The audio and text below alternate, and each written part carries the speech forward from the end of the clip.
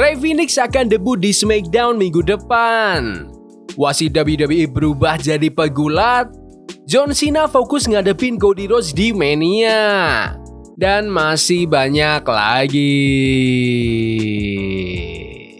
Selamat datang di Extra News, di mana kita akan bahas berita dan rumor terkini tentang WWE. Rey Fenix akan debut di SmackDown minggu depan. Kalian yang udah ngikutin SmackDown beberapa minggu terakhir pasti ngeh sama vignette soal seorang luchador misterius yang bakal debut. Nah, di SmackDown kemarin, WWE akhirnya konfirmasi kalau dia itu Rey Fenix. Ini udah semacam open secret sih. Di Extra News seminggu sebelumnya udah bocorin kalau Fenix resmi tanda tangan kontrak sama WWE buat gabung ke SmackDown. Dan sekarang WWE udah kasih kepastian kalau Fenix bakal debut di SmackDown tanggal 5 April. Buat yang belum familiar, Rey Fenix sebelumnya di AEW sejak tahun 2019 bareng kakaknya Penta El Zero Miedo alias Penta. Mereka sempat juara AEW World Tag Team Championship, Raw World Tag Team Championship, terus Fenix juga pernah pegang AEW Trios Title dan AEW International Championship. Tapi dia udah nggak tanding sejak bulan Juli 2024. Ada drama juga nih, Fenix sempat nge-tweet sebelum dihapus soal perlakuan nggak manusiawi yang dialami. AEW kabarnya malah nambahin masa kontrak gara-gara cedera. Tapi akhirnya dia cabut juga awal bulan Maret kemarin. Menurut kalian, apakah Rey Fenix bisa lebih sukses di WWE daripada di AEW? Komen di bawah. Wasit WWE berubah jadi pegulat. Di episode WWE Evolve tanggal 27 Maret, ada kejutan. Jessica Carr, wasit WWE yang full time, ternyata debut tanding pakai topeng dengan nama Calix. Di pertandingan itu, Calix dan Hayes Jameson kalah dari Arya Bennett dan Layla Dix. WWE sendiri udah daftarin nama Kelly sebagai trademark sejak bulan Februari. Jadi kayaknya bakal ada rencana besar buat karakter ini. Ini pertama kalinya Jessica Carr tanding lagi sejak tahun 2017 sebelum dia gabung WWE. Dulu dia dikenal sebagai Canary Bling di indie wrestling dan dia dilatih langsung sama The Dudleys. Jessica Carr udah ada di WWE sejak tahun 2017 dan debut di SmackDown sebagai wasit di bulan Desember 2019. Menurut kalian, apakah Jessica Carr perlu jadi pegulat atau jadi wasit saja? Komen di bawah. John Cena fokus ngadepin Cody Rhodes di Mania.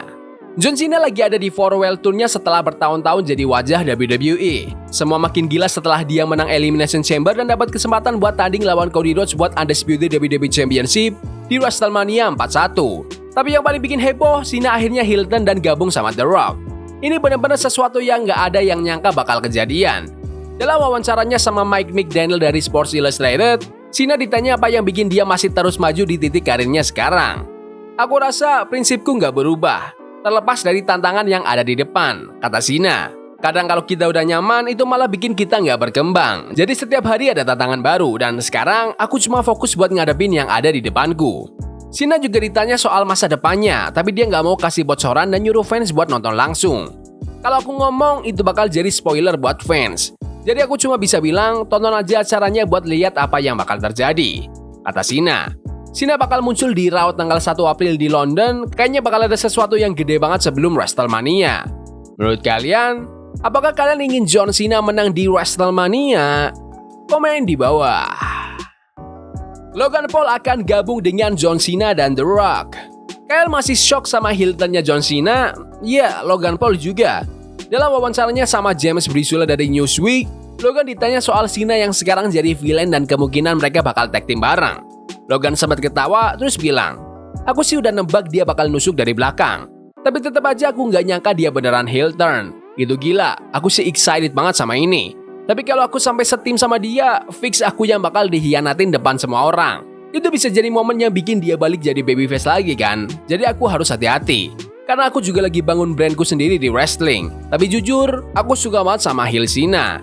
Menurut kalian, apakah Logan Paul perlu bergabung ke John Cena dan The Rock? Komen di bawah. Charlotte Flair nggak akan main-main di WrestleMania.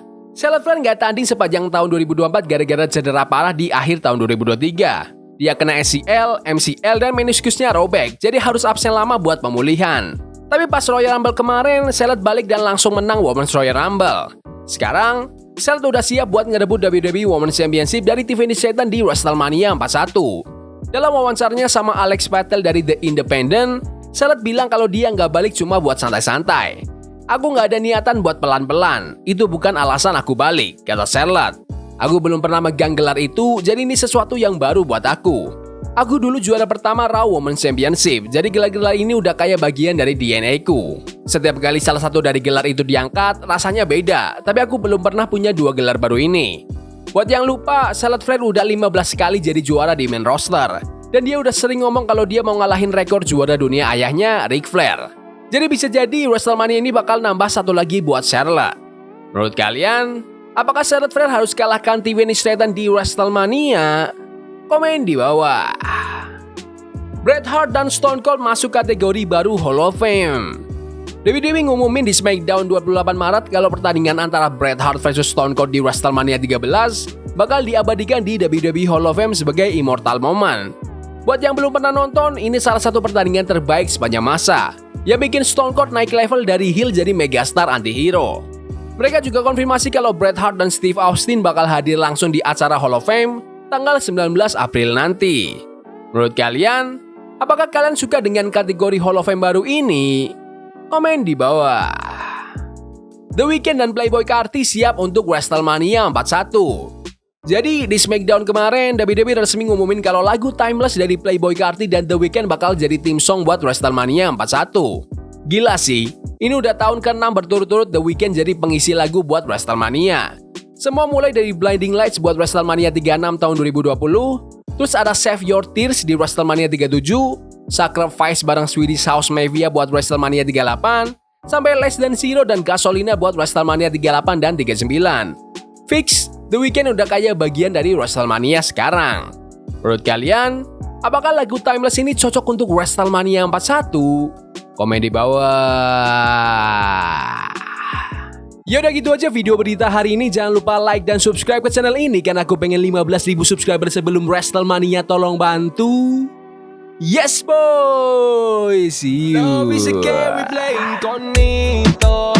Forbidden fire on Nico. Burning for love we can hold. I wish we were impossible.